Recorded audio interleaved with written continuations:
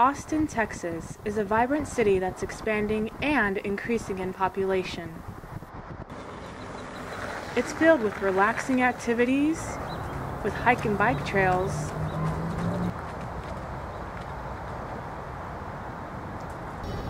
a bustling music scene, bars, and nightlife.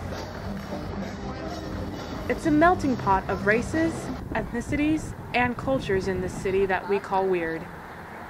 But not everyone is colorblind, including our criminal justice system. This is a glimpse of how the color of one's skin can work with you or against you. According to the Texas Department of Criminal Justice, 7 out of 10 prisoners in Texas are African American or Latino. But is race truly everything when being confined to a single cell? A lot of them don't like it, but they have no choice. Because if they don't go in the cell when it's time to rack up, then it's gonna mess things up. Okay. At first, with my experience, at first, you got to feel one another out and see how one another feel about each other. Some people it doesn't bother them, other people it does, and you kind of got to feel out the situation at first. Myself being, I wouldn't consider myself prejudiced, but with other individuals, they can be quite prejudiced, and based on how the feeling that you get from, or the impressions that you get from, another person, it sets the tone to how you got to behave and how you act and what type of conversations or interactions you're having with the other individual. I'm not really sure. I haven't ever been in that situation. I just know from watching Lockup and different things like that they say that the races in prison all stick together, and so I don't know if the prisons put them together. The Austin Police Department is among the best. A glimpse into their life on the job reveals that they are faced with many calls. I personally I don't live in the community I police, and I do that for reasons just because I don't want to run into people that I, have encounters with for my own safety, because, we deal with so many people on a daily basis that they're going to recognize you a lot quicker than you recognize them. So, that's my own personal preference. Most of the people I know don't work in the area they police for that reason. I think maybe it's just kind of a safety thing. So, if you live close, then yeah, I can see how that could be a big thing just because, you're going to obviously care more about the community you work in if you work there.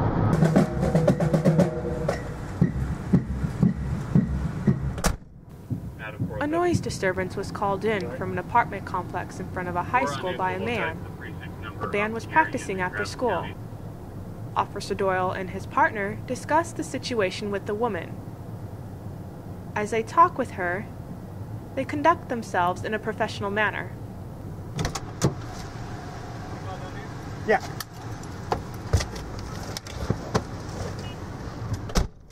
Basically, she said there's nowhere else they can go. She said they moved to the other side, the other apartment complex complains, so I told her, I guess they have about 10 more minutes or something like that, so it's not too much longer. Well, and then the whole band gets together, so that's probably going to be real loud, but so making another call out in a little bit.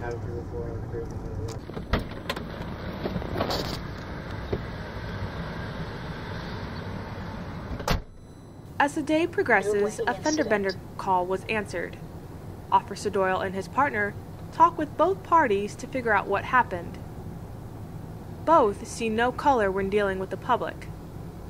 Their demeanor and professionalism are justified by their actions, treating both parties with respect.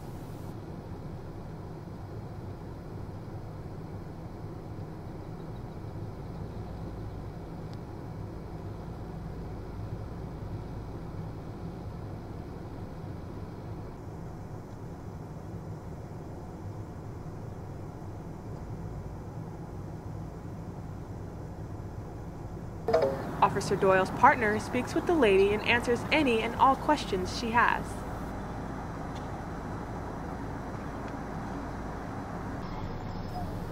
In the end, information was exchanged and both were on their way.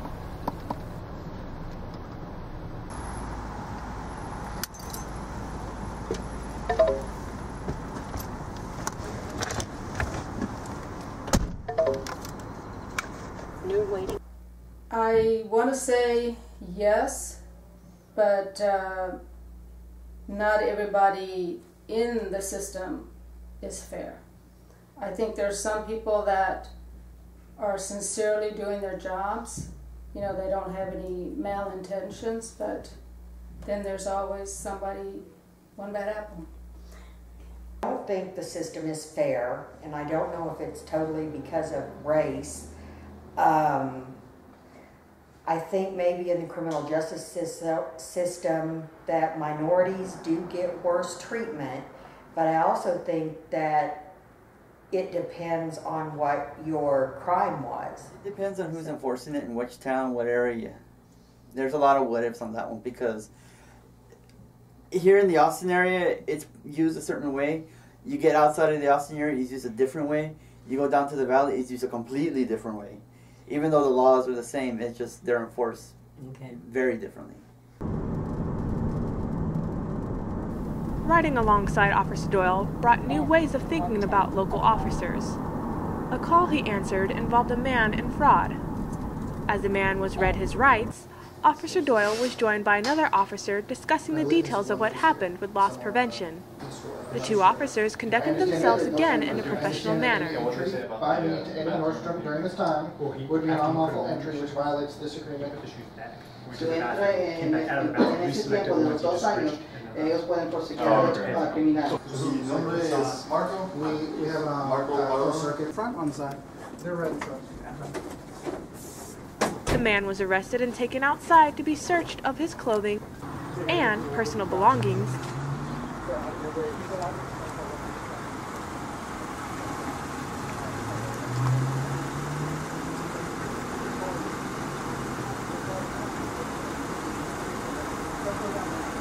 Do you think that both offenders and those who work in the criminal justice system are treated differently because of their race and ethnicity? And no. Why not? Pretty much as far as the people involved in the criminal justice system, it's a job. That's all it is, and they're treated accordingly. The inmates, on the other hand, are pretty much all treated the same too, regardless of whatever claims they have. Okay. If you're in an all-Mexican unit where the majority of Mexicans, the staff members are Mexicans, then they're gonna stay together. He was later taken downtown to Austin City Jail. Do you feel that economic status plays a large role in our criminal justice system? The economic status? Mm-hmm. It does play a role. As much as they say no, it does play a role. How so? Because if you're living in a certain area of a town, the judicial system will look at that, and you know, if you get in trouble in a certain area and you're not from that part of town, they'll look at that compared to a different area, and depending on where you're from and who you are and stuff like that. Yes, I really believe it does. A lot of times it just all boils down to whether you get good representation or not. If you have the money, you can afford to pay an attorney. If you don't have money, you either have to represent yourself, or you might get someone that has a lot of cases and you won't be at the top of their list. Also, if you're given a fine, a lot of times you can't pay the fine, so your fine just becomes higher, and then you end up getting in more trouble. So the more money you have, the better off you are in the criminal justice system. I still have not figured out why someone who's of a lower socioeconomical background can be a repeat offender up to 8 to 10 times before any serious punishment is delivered, where someone from a higher socioeconomical standing receives a harsher punishment for the same crime. I feel that economic status definitely plays a large role, because if you are of a higher socioeconomic level, you live more comfortably and you have less reason to do things that would get you in a position where you're looking to make money. As, for example, my brother has stolen and dabbled in selling drugs and stuff like that, and so he's landed himself in that position because he chose to go about it that way instead of necessarily striving to be more and maybe make an education out of it. And it's an easy way to make money and do things like that, so yes, it is more tempting for them, whereas somebody who has a lot of money, it's more of a thrill to steal or something like that rather than a need-based. I think pretty much everybody gets differential treatment depending on where you're at. It's not if you're black or Hispanic or Mexican or white. It just depends on what area you're in to how you're gonna get affected by it. And I've noticed that a lot because I used to do a lot of traveling. So, you know, the valley is one way, here in Austin's another way, all the way up into like where I've gone all the way up to Milwaukee. That's a different way. North Carolina is a different area. Florida's the same thing. So it just depends on where you're at to how you're gonna get affected by it. It goes back down to the demographics of the area. Depending on what area you're in, you're gonna get what the majority is there. You're gonna get that preferential treatment there, depending if you're not from there. That's a very tough question to answer because I've seen, you know, treatment in all different types of races, you know, and so it just depends on the situation, the circumstances. I think that there's all levels of discrimination in all races. Definitely white. In courts and in jail, I mean, you got a lot of people. Majority of the guards and you know, the people in the court system are white, and you know, there's a lot different treatment. As night fell, the sirens are a constant reminder that work of the Austin Police Department does not end when the sun goes down.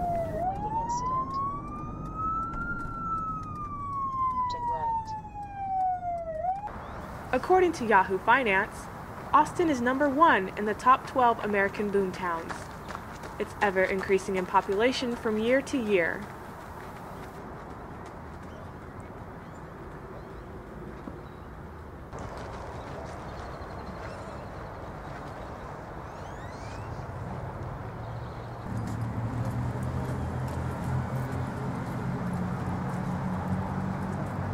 With its natural beauty and a plethora of activities, it is a place where people of different races, ethnicities, and cultures can express themselves and enjoy a life of weird